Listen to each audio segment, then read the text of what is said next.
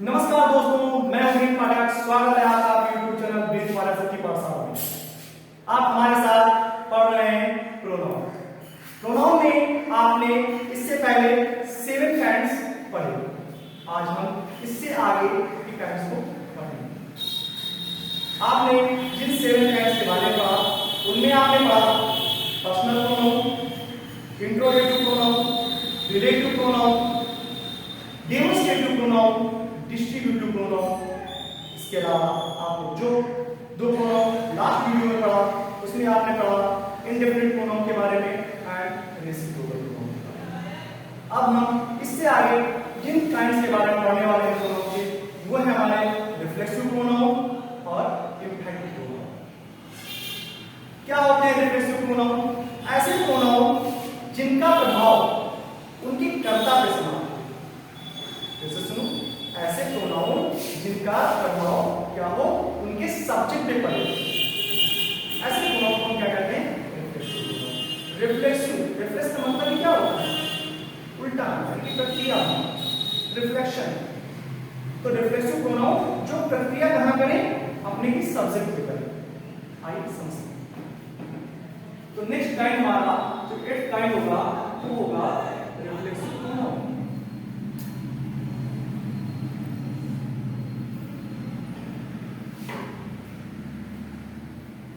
Reflexive pronoun को हम क्या कहते हैं हिंदी में बेटा? निजवाचक सर्वनाम। क्या कहते हैं? निजवाचक सर्वनाम।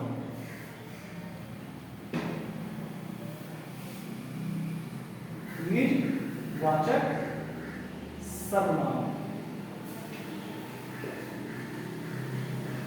रिफ्लेक्सिव प्रोनाउन का अर्थ होता है निजवाचक सर्वनाम। क्या होता है रिफ्लेक्सिव प्रोनाउन?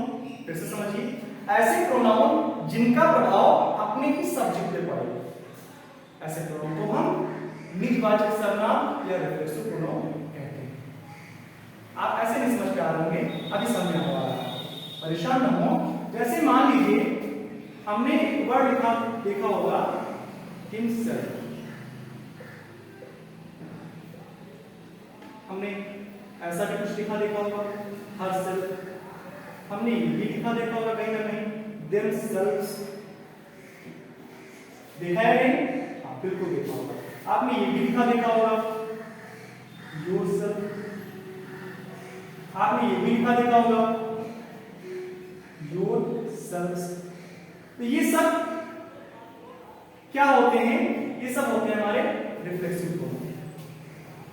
कैसे इनका प्रयोग करते हैं, सेंटेंस में इनका प्रयोग कहां कैसे होता है और इनको हम कैसे ट्रांसलेट करते हैं, ये अब हम समझने वाले हैं। तो आइए हम समझना शुरू करते हैं कुछ एग्जांपल्स के माध्यम से इन रिफ्लेक्सिव प्रोनाउन का प्रयोग।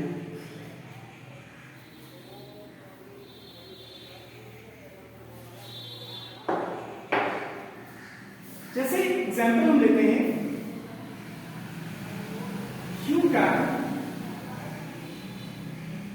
you can do yourself। You can do yourself।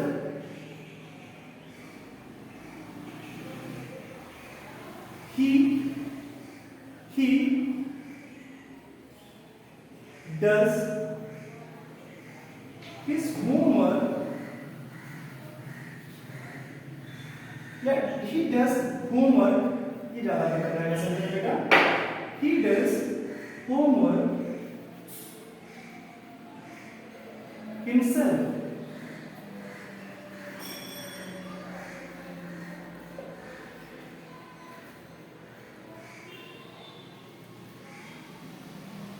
She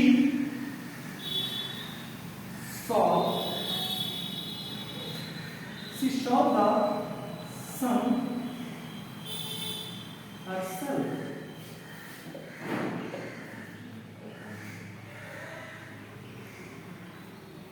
They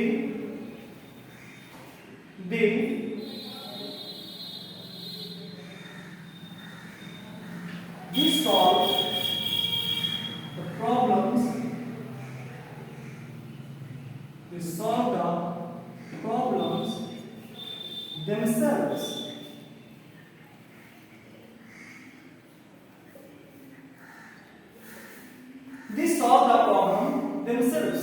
बेटा ध्यान दो यहाँ पे, आप योरसेल्फ पे ध्यान दीजिए, हिमसेल्फ पे, हरसेल्फ पे और देमसेल्फ पे ध्यान दीजिए। आप अगर इनका ट्रांसलेशन करेंगे तो आप कुछ ऐसे ट्रांसलेशन करेंगे, यू कैन डू योरसेल्फ, आप स्वयं भी कर सकते हैं, आप स्वयं कर सकते हैं, जो कुछ भी करना है आप स्वयं कर सकते हैं। He does homework himself, वह स्वयं ही होमवर्क करता है। She solved the sum herself, उसने सवाल, she solves, इसको ऐसे कर लीजिए सिंगुलर से लिखते, या फिर इसको हम पास्ट में कर देते हैं। She solved the sum herself, उसने स्वयं ही सवाल किए। They solved the problems themselves, इसको भी आप पास्ट में करिए, पास्ट में ज्यादा बेटर लगता है। They solved the problems themselves, उन्होंने स्वयं ही प्रॉब्लम्स सॉल्व की, उन्होंने स्वयं ही प्रॉब्लम्स सॉल्व की। तो आप देखिए उन्होंने स्वयं, इसका प्रभाव कहां पड़ रहा है? यू कैन डू योरसेल्फ, आप स्वयं ही कर सकते हैं, यानी कि आप सब्जेक्ट के लिए, ये आपका सब्जेक्ट है, यू के लिए आया योरसेल्फ, और योरसेल्फ का प्रभाव किस पे पड़ रहा है? सब्जेक्ट पे पड़ रहा है, किस पे पड़ रहा है? सब्जेक्ट पे। इसी प्रकार ही क्या है आपका सेंटेंस में? सब्जेक्ट है, और हिमसेल्फ का प्रभाव किस पे पड़ रहा है? सब्जेक्ट पे, himself. He does homework himself, यानी कि उसका स्वयं ही होमवर्क करता है। इसी प्रकार हर सेल्फ का प्रभाव किस पे पड़ रहा है? शी पे, यानी कि सब्जेक्ट पे। किस पे पड़ रहा है? सब्जेक्ट पे। She solve the sum herself, she solve the sum herself, यानी कि उसने स्वयं ही अपने सवाल किए। They solve the problems themselves, उसने या उन लोगों ने स्वयं ही अपनी प्रॉब्लम्स सॉल्व की, यानी कि देमसेल्व्स का प्रभाव किससे पड़ रहा है? दे। आपको बेहतर तरीके से समझ में आ रहा होगा। मैं आपको बेसिक चीज बताऊं, होता क्या है, हमारे जो फर्स्ट पर्सन और सेकंड पर्सन के प्रोनाउन होते हैं, उनके ऑब्जेक्टिव के बेसिस पर ध्यान दीजिए। हमारे जो फर्स्ट पर्सन और सेकंड पर्सन के प्रोनाउन होते हैं, उनके हम पॉजिटिव केस में सेल्फ या सेल्व्स जोड़ करके, सेल्फ या सेल्फ जोड़ करके हम रिफ्लेक्सिव प्रोनाउन बनाते हैं। क्या कहा मैंने? मैंने कहा जो हमारे फर्स्ट पर्सन के प्रोनाउन होते हैं और जो सेकंड पर्सन के प्रोनाउन होते हैं, उनके पॉजिटिव केस में सेल्फ या सेल्फ जोड़ने से हमारा रिफ्लेक्सिव प्रोनाउन हमें प्राप्त होता है। फर्स्ट पर्सन में सर क्या आता है? तो हम आपको बता दें कि फर्स्ट पर्सन में क्या आता है बेटा? फर्स्ट पर्सन में हमारा होता है आई और वी। तो अगर हमें इनका पॉजिटिव केस, सॉरी, अगर हमें इनसे रिफ्लेक्सिव प्रोनाउन बनाना तो हमें पहले इनका पॉजिटिव केस मालूम करना होगा। तो आई का पॉजिटिव केस होता है माई और वी का होता है आवर। अब इससे हम बनाएंगे क्या? Reflexive pronoun. तो माई, माई में क्या जोड़ देंगे? सेल्फ, माई सेल्फ बन गया रिफ्लेक्सिव प्रोनाउन। इसी प्रकार आवर, आवर में क्या जोड़ देंगे? सेल्व्स, आवर सेल्फ बन गया रिफ्लेक्सिव प्रोनाउन। इसी प्रकार सेकंड पर्सन में हमने कहा, सेकंड पर्सन के भी पॉजिटिव केस में हम जब सेल्फ या सेल्फ जोड़ते हैं तो हमें हमारा रिफ्लेक्सिव प्रोनाउन प्राप्त होता है। तो यू का, यू हमारा क्या बेटा? सेकंड पर्सन प्रोनाउन है। क्या है हमारा? Second person pronoun. इसका पॉजिटिव केस क्या होगा? योर। क्या होगा? योर। और जब योर में हम क्या जोड़ देंगे? सेल्फ या सेल्फ जोड़ देंगे तो हमारा, हमें रिफ्लेक्सिव प्रोनाउन प्राप्त हो जाएगा। इसके अलावा थर्ड पर्सन के हम ऑब्जेक्टिव केस में जब सेल्फ या सेल्फ जोड़ते हैं तो हमें हमारा रिफ्लेक्सिव प्रोनाउन प्राप्त होता है। तो जो फर्स्ट पर्सन और सेकंड पर्सन में नहीं आता है वो सारे थर्ड पर्सन होते हैं, जैसे ही, शी, इट, दे, ये सब क्या है ना? ये सब हमारे थर्ड पर्सन प्रोनाउन होते हैं। तो अगर हमें थर्ड पर्सन में अगर देखा जाए तो हमें इनके ऑब्जेक्टिव केस में सेल्फ या सेल्फ्स के जोड़ने से रिफ्लेक्सिव प्रोनाउन प्राप्त होते हैं। तो आइए अभी हम इसको आपको थोड़ा सा डिटेल में समझा देंगे। पहले आप इतना समझने का प्रयास कीजिए कि you, yourself, he, himself, she, herself, they, themself, ये सारे सब्जेक्ट हैं और ये सारे रिफ्लेक्सिव प्रोनाउन का जो प्रभाव है किस पे पड़ रहा है बच्चों? अपने सब्जेक्ट पे पड़ रहा है। तो रिफ्लेक्सिव प्रोनाउन का हमेशा प्रभाव अपने सेंटेंस के सब्जेक्ट पे पड़ता है। इससे आगे आपको मैं कुछ और समझाना चाहता हूं। जो मैंने बातचीत शुरू की थी थोड़ा उसको एक्सप्लेन कर देते हैं आपको, अब आप बेहतर तरीके से समझ पाए। देखिए मैंने कहा कि रिफ्लेक्सिव प्रोनाउन बनता कैसे है। तो जो फर्स्ट पर्सन और जो सेकेंड पर्सन के प्रोनाउन होते हैं, फर्स्ट पर्सन में आई और वी आता है, ठीक है, और जो सेकेंड पर्सन होता है हमारा, सेकेंड पर्सन जो होता है उसमें हमारा यू आता है, राइट। थर्ड पर्सन जो होता है उसमें हमारा क्या आता है बेटा? ही, शी, इट और दे आते हैं, राइट। तो हमने कहा कि जो फर्स्ट पर्सन और सेकेंड पर्सन है इनके पॉजिटिव केस में सेल्फ या सेल्फ्स के जोड़ने से हमें रिफ्लेक्सिव प्रोनाउन प्राप्त होता है, जबकि थर्ड पर्सन में हमारा जो ऑब्जेक्टिव केस इनका होता है उनमें सेल्फ या सेल्फ्स के जोड़ने से हमें रिफ्लेक्सिव प्रोनाउन प्राप्त होता है। कैसे? जैसे आई का अगर ऑब्जेक्टिव केस हम देखें तो क्या बनेगा? मी, और पॉजिटिव केस क्या बनेगा? माई। तो ये मी हो जाएगा ऑब्जेक्टिव केस और माई हो जाएगा पॉजिटिव केस। ये आपका ऑब्जेक्टिव और ये आपका पॉजिटिव केस हो जाएगा। तो हमने कहा कि फर्स्ट पर्सन के पॉजिटिव केस में यानी कि माई में सेल्फ जोड़ने से या सेल्फ जोड़ने से हमें क्या प्राप्त होगा? Reflexive pronoun. इसी प्रकार वी का ऑब्जेक्टिव केस क्या होगा? अस, और पॉजिटिव केस क्या होगा? आवर। तो हम इसमें जब क्या जोड़ेंगे? सेल्फ, तो हमें क्या प्राप्त होगा? रिफ्लेक्सिव प्रोनाउन प्राप्त होगा, राइट। यानी our, myself and ourself. होता क्या है? सिंगुलर के साथ हम सेल्फ जोड़ते हैं और प्लूरल के साथ हम सेल्फ जोड़ते हैं, राइट। इसी प्रकार यू का पॉजिटिव केस क्या बनेगा? योर। यू का पॉजिटिव केस क्या होगा? योर। और योर में जब हम क्या जोड़ते हैं? सेल्फ जोड़ दें तो क्या हो जाएगा? Your self. इसके अलावा हम योर के साथ सेल्फ भी ऐड कर सकते हैं सर। लेकिन एक प्रश्न उठता है कि सर यू के साथ यानी कि योर के साथ सेल्फ कब जोड़ें और सेल्फ कब जोड़ें? तो मैं बता दूं, जब कभी भी यू का प्रयोग किसी एक व्यक्ति के लिए किया गया हो। जैसे सुनिए, जब कभी यू का प्रयोग किसी एक व्यक्ति के लिए किया गया हो, ऐसे केसेस में हम क्या करते हैं? उसके साथ सेल्फ ऐड करते हैं। जब कभी भी यू का प्रयोग एक से अधिक व्यक्तियों के लिए किया गया हो, ऐसे केस में हम उनके साथ सेल्फ ऐड करते हैं, right.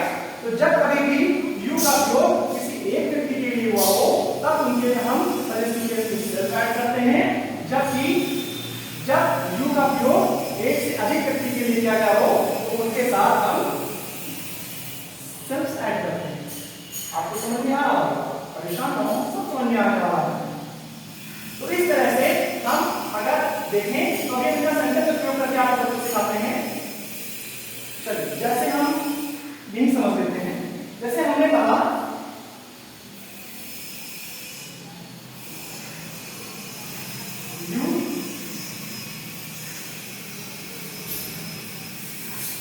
you are a good boy,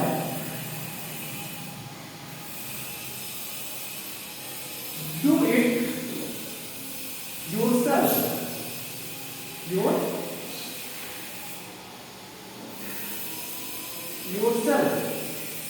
You are a good boy, do it yourself.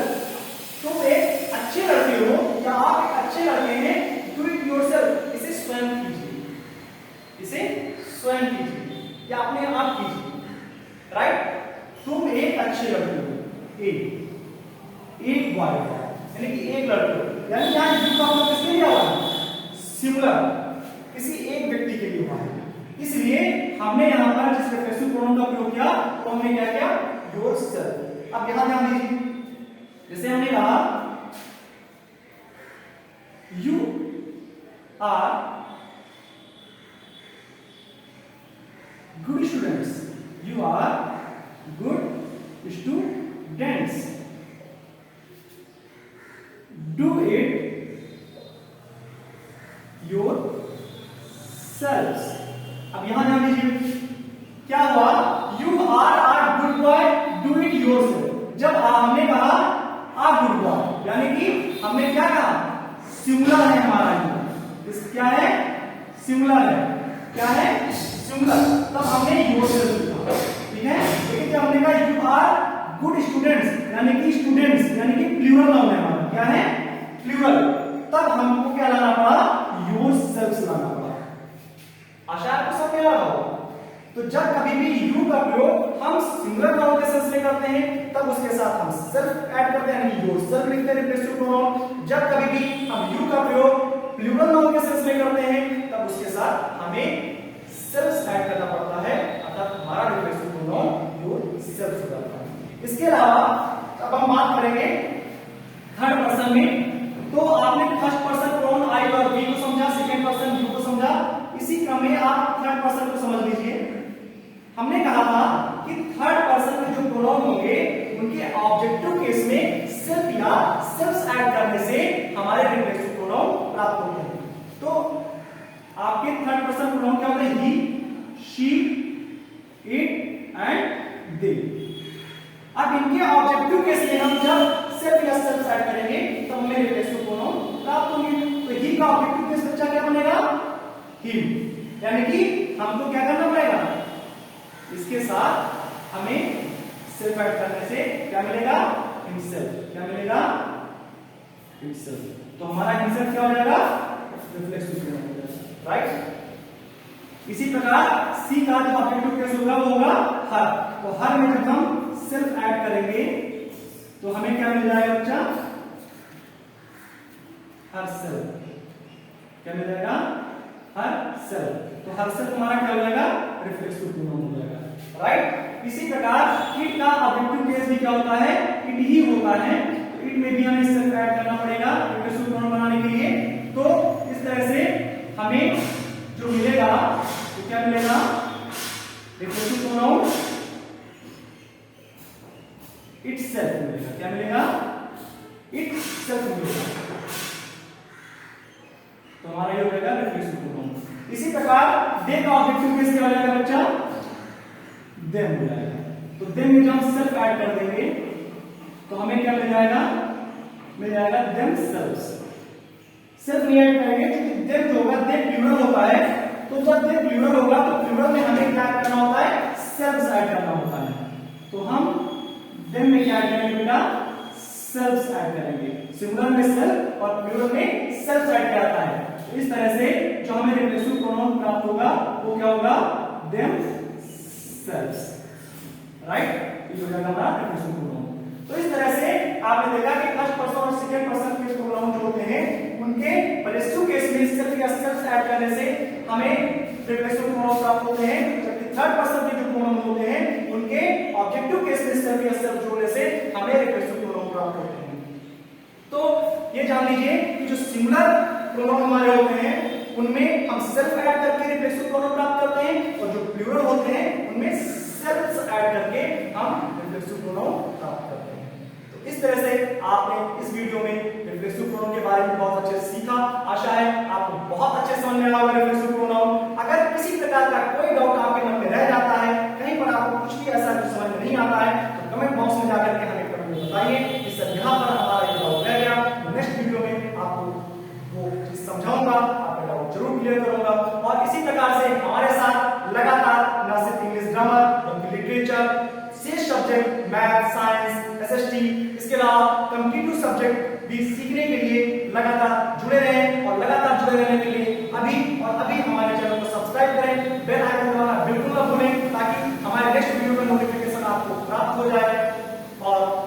अच्छे से हमारे साथ जुड़ करके नॉलेज गेन कर सकें। बहुत बहुत धन्यवाद। Thank you so much.